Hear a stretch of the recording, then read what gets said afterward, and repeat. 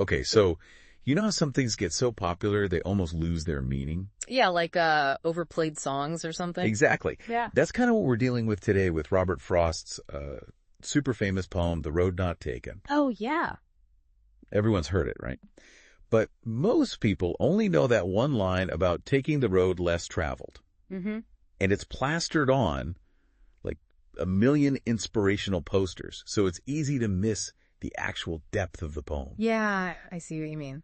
So for this deep dive, we're going straight to the source, the poem itself, to really dissect its true meaning. Sounds good. And I think what's really cool about this poem is, it seems so simple on the surface, but the more you think about it, the more complex it gets. Right, it's like one of those optical illusions. Yeah. You see one thing, and then suddenly there's a whole other image right there. Exactly. And I think that all starts with the setting. Uh-huh. So the poem opens with these lines. 2 roads diverged in a yellow wood. It just draws you right in. Mm-hmm. But what do you think about that yellow wood? What does that make you think of? It's definitely not just any old forest, is it? No. I mean, yellow makes me think of autumn, that time of year when things are changing. Oh, yeah. Maybe even, fading a bit. Yeah. So the speaker isn't just making a choice, like a simple decision. They're making a choice at a turning point in their life, Yeah. A big moment of transition. Well, I like that. Okay, so I've got this sense of transition, this kind of turning point. And then we have the speaker who's literally standing at a fork in the road. Mm-hmm. He even says, sorry, I could not travel both and be one traveler. It's like, isn't that the human condition in a nutshell? Oh, totally. To always want what you can't have? It's like Frost understands how much we wish we could experience every possibility, but we can't. We're limited. We have to make choices. And then he goes on to, he starts describing the 2 roads, like trying to figure out which one is better. Yeah, he says one is grassy and wanted where. Yeah. Which kind of makes it sound like it's this path that nobody's really taken.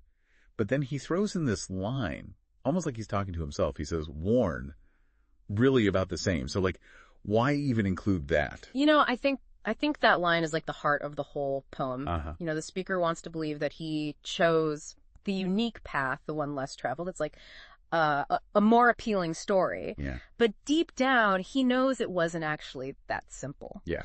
So the question is, is the poem really about these physical roads, or is it more about how we look back on the choices we've made in our own lives? And then we get to the line that everybody remembers, then took the other. Because it was grassy and wanted where. If the roads were actually so similar, this choice just seems like kind of random. I know, right? It's like he just flipped a coin almost. And I think that challenges the way we usually think about this poem. It's not just a simple message about being unique, Right. It's much more nuanced. Frost is hinting at how we like to create these stories about our decisions, even if those stories aren't totally, accurate or truthful. Yeah. And there's that line that that always gets to me. I shall be telling this with a sigh, somewhere ages and ages hence. What kind of sigh do you hear in that line? Is it regret?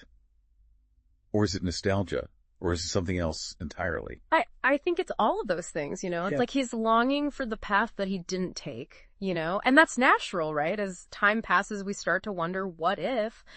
But there's also this self-awareness in his voice, like he knows he's shaping this memory to fit his own narrative. Yeah. Maybe even exaggerating how important that choice really was. Okay, so let's get to the famous last lines, the ones everyone quotes.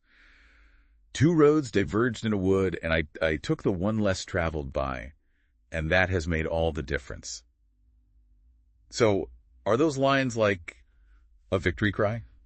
Or are they something else entirely? I think there's a little bit of irony in those lines. Yeah. We've already seen how the speaker tends to romanticize things, Mm-hmm. So this big statement about his choice making all the difference, it might be more about convincing himself that he did the right thing rather than reflecting reality. It's like the story he tells himself to give meaning to his life, So, The Road Not Taken is not about being different just for the sake of being different. Right. It's more about how we tell ourselves stories about our choices.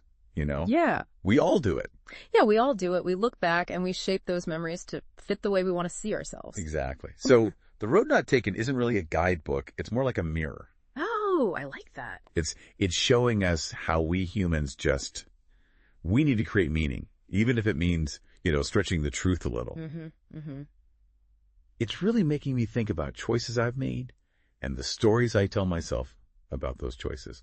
What about you? What like big decision pops into your head when you hear this poem?